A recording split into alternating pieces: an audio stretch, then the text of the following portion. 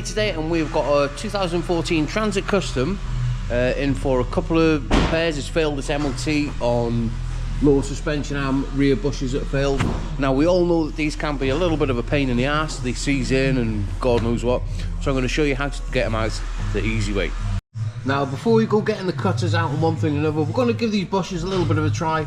Highly unlikely they're going to come undone, because what happens is the bolt seizes in that bush, that metal sleeve there is going through the bush, and it can be a bit of a nightmare. So we're going to use a little bit of Launch Power Lube Plus.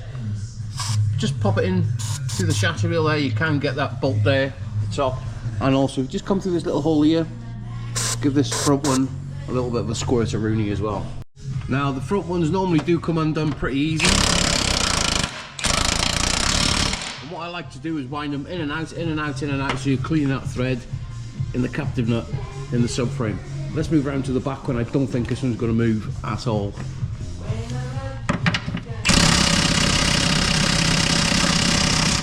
Nope. Right, now to get the fire on it. Now what I've done, I've removed the bottom ball joint and removed that front bolt. What we need to do is get this bottom arm now and cut it by there with a little zipper disc. And what we can do, we can bend the arm out of the way, and that'll remove it off the bush.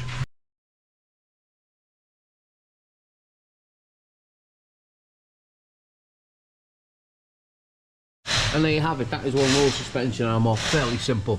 Now that is the bush that's broken away from the bonding. Now what we've got to do now is carry on with that little slit and cut that bush off. And there you have it, that is one bush off. And for all those moaning about, oh, what about the fumes off the rubber? Don't worry about it, I'm in a well ventilated area. Can you not see that big door that is wide open there?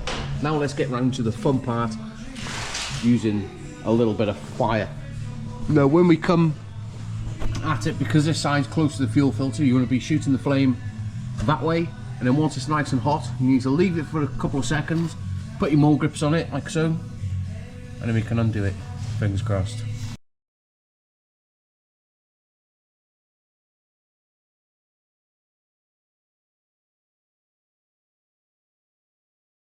And there you have it, that is one bolt removed. We haven't snapped anything, we haven't caused any damage, and it is fairly straightforward. I've got to just jump onto the driver's side now and remove that bottom arm. And the vehicle's also having rear brake pads as well, I think. So yeah, I'm going to crack on, and then when I get the new arms in, I'll show you how I fit them.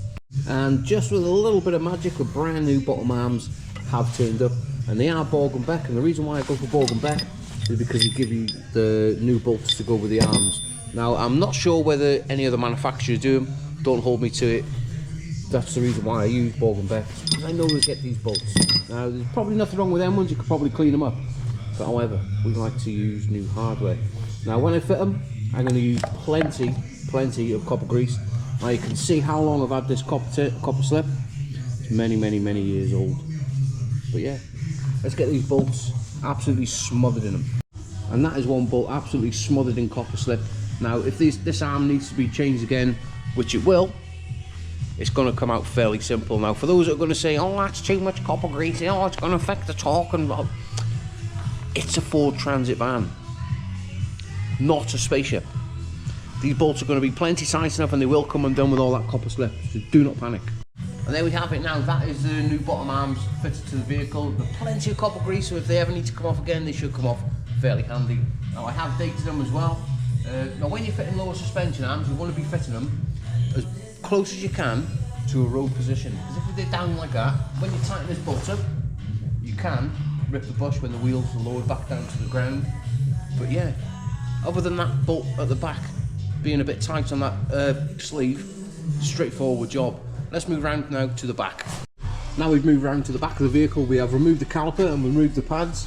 Now on an MOT they are an advisory, but when it comes in for a service point of view, they are absolutely shot. Going by the state of wearing them pads, the discs are ruined as well. If we just spin it round, you can see the little bit of an edge there, so it's going to need discs as well. Now how we remove them, undo the 5 T50s around there, leave it on the vehicle, and then we can just tap the disc off the drive flange, and we can just pull it off and separate it on the floor.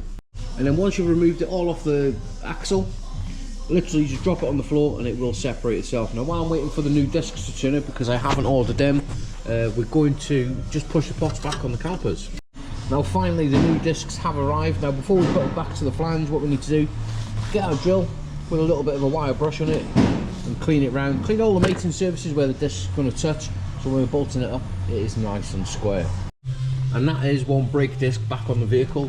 Now let's move around to the brake pads, but before you put them back in, the contact points down the bottom here, get yourself, I don't know where I've put it now, there it is, a nice little square file, and make sure they're nice and clean. You don't want any roughness there, and it's got to be nice and flat. And then the pads that we're putting in it is Borg & Beck again. The reason why I like to use them is because they've got all the new shims and nuts and bolts to them. Now you can put the new shims in, new fitting kit, and they just clip in nice and easy like that. Now let's get the pads in. Just a little bit of Bosch Superfit on the contact points, and they should just slide in beautifully like that. Right, now before we put the caliper on, what we're going to do, just pay a little bit of attention to the sliders here. We take them out, give them a little bit of a cleaner rooney, and put a little bit of red rubber grease on them. And there you have it. That is all the brakes now built back up. Let's get the wheels back on and get the vehicle on the floor. And there we go. Now we've got the vehicle back on the floor. What we're going to do is jump up, because we've had all the brakes disturbed, we're going to jump on the brake pedal. Well, not literally jump on the brake pedal. Give it a good few pumperoonies, make sure that it goes nice and hard, and also check your handbrake lever. Now once we're happy with how the brakes are feeling, what we're going to do is take this van for a little bit of a test drive down the road, and then once we come back from the test drive, we're going to put it on the 4-poster and we're going to do the geometry on it, and also check and top your brake fluid up. Anyway, yeah, there's a few little repairs on a little transit van. Let's get a sent.